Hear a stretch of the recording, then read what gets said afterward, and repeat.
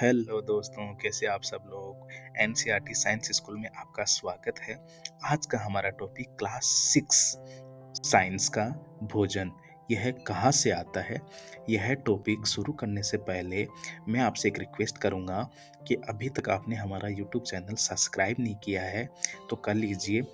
भविष्य में आपको बहुत सारी ऐसी वीडियो देखने को मिलेंगी जो आपके एग्जाम में बहुत ज़्यादा महत्वपूर्ण रोल अदा करने वाली हैं। तो चलिए आज का टॉपिक भोजन शुरू करते हैं। सबसे पहले बात करते हैं भोजन। भोजन होता क्या है। भोजन वह है जो हम दैनिक जीवन में रोज इसका सेवन करते हैं और भोजन से हमारे शरीर को क्या मिलती है, ऊर्जा। और यही ऊर्जा से ही हम क्या करते हैं, रोज के कार्यकलाप करते हैं। अब देखिए, भिन्न भिन्न प्रकार का आहार भी लेते हैं। तो हम रोज एक ही आहार को क्यों नहीं खा पाते, क्योंकि हमारे शरीर को अलग अलग पोषक तत्वों की आवश्यकता होती है जो एक भोजन में तो होता नहीं है। इसलिए हमें अलग अलग भोजन करना पड़ता है जिसमें विटामिन्स होते हैं, प्रोटीन्स होते हैं, कार्बोहाइड्रेट होते हैं।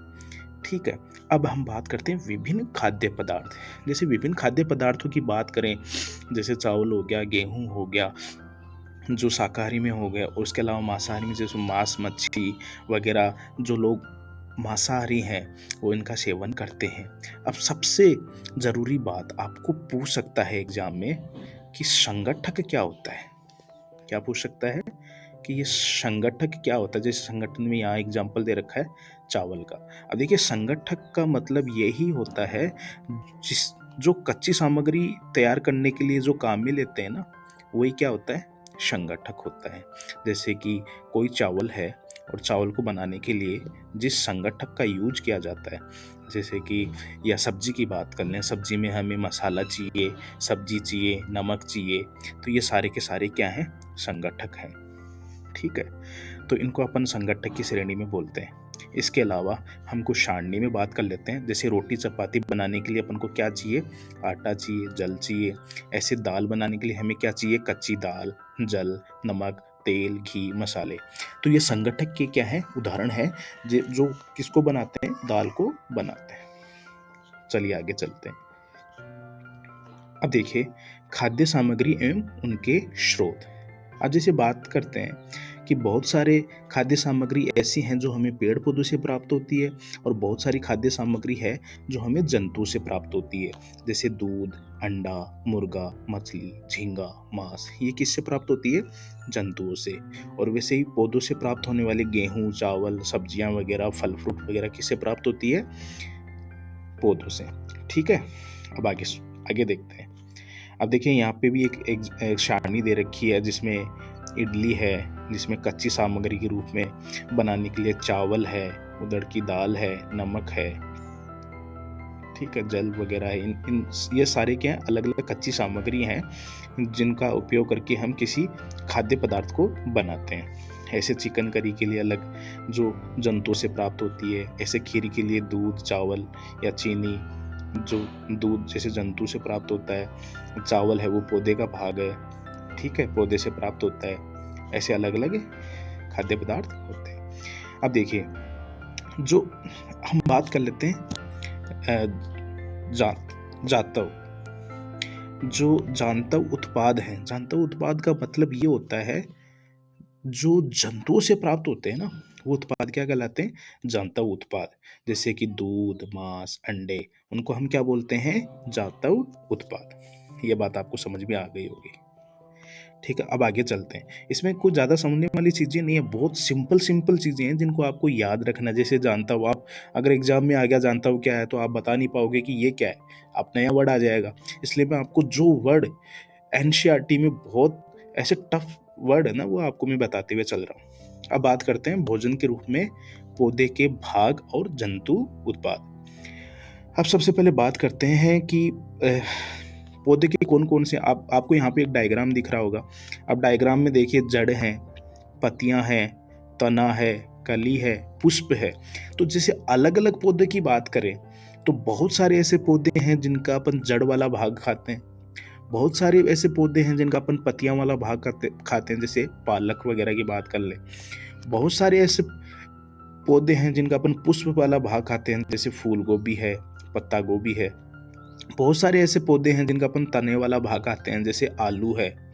बहुत सारे ऐसे पौधे हैं जिनके अपन जड़ वाला भाग खाते हैं, जैसे बात कर ले मूली है, गाजर है। ये कौन से हैं? जड़ वाले भाग हैं। तो ये हम पौधे का अलग अलग भागों को खाते हैं, और ये हल अलग अलग पौधे में अलग अलग देखने को मिलता है। और जंतुओं में हमने बात कर ली, जैसे मांस, मच्छी जो, और दूध है, दही है, घी है, ये किससे प्राप्त होते हैं? जंतुओं से प्राप्त होते हैं। अब जैसे यहाँ पे एक सीताफल दे रखा है, ये क्या है? काशी फल भी बोलते हैं इसको। क्या बोलते हैं? काशी फल। मैं इसको अंडरलाइन कर देता हूँ, सॉरी। ये क्या है? सीताफल यानी काशी फल। ये क्या है? इसके जो फूल होते हैं ना, उन फूलों को क्या करते हैं? पिट्ठी में डुबोकर व तलकर पकौड़ी बनाकर खाई जाती है। यानी इनके फूलों को अच्छे से, जैसे अपन अपने घर में बेसन की पकौड़ियाँ वगैरह बनाते हैं, वैसे ही इनके फूलों को है ना अच्छे से चावल वाल में मिक्स करके और क्या बनाते हैं? पकौड़ी बनाते हैं। उन पकौड़ी को क्या करते हैं? अच्छे से बड़े चाव से खाते हैं लोग। ठीक है। अब बहुत सारे यहाँ पे क्रियाकलाप में बहुत सारे पौधे भाग दे रखे हैं, जैसे बैंगन का भरता है। जैसे इसके संगठक क्या हैं? बैंगन के भरते के लिए बैंगन चाहिए। मिर्च मसाले के रूप में बहुत सारे हल्दी है, मिर्च है, नमक है, जीरा है। ये सारी की सारी चीज़ें मिला के अपन क्या बनाते हैं? बैंगन का भरता। ऐसे बहुत सारे अपन है ना खाद्य पदार्थ को यहाँ ऐड कर सकते हैं सारणी में, जो हम दैनिक जीवन में काम में लेते हैं। अब देखिए, अब सबसे महत्वपूर्ण जो आने वाले जो इसमें एक दो पॉइंट हैं, वो मैं आपको डिस्कस करने जा रहा हूँ। सबसे पहले अंकुरित। अब आपको भी पता है, आपने आपके किचन में, रसोई में माँ को देखा होगा, अपनी मम्मी को देखा होगा कि बहुत सारी, जैसे चना है या मूंग है, उसको गीले कपड़े में आपकी माताजी है वो उसमें गीले कपड़े में बांध के रख देती है। एक अगले दिन या उसके एक दो दिन बाद में उसमें छोटे छोटे अंकुरण आ जाते हैं, यानी छोटे छोटे उनमें रेसे से आ जाते हैं, और वो कच्चे हो जाते हैं, और उनको अपन बड़े चाव से खाते हैं या उनकी सब्जियां वगैरह बना के खाते हैं। वही क्या है? अंकुरित बीज।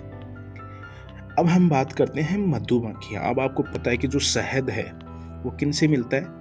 मधुमक्खियों से। क्योंकि मधुमक्खियां क्या करती हैं? फूलों के ऊपर बैठकर क्या करती हैं? फूलों से किसका चूषण करती हैं? फूलों से किसका चूषण करती हैं? मकरंद का।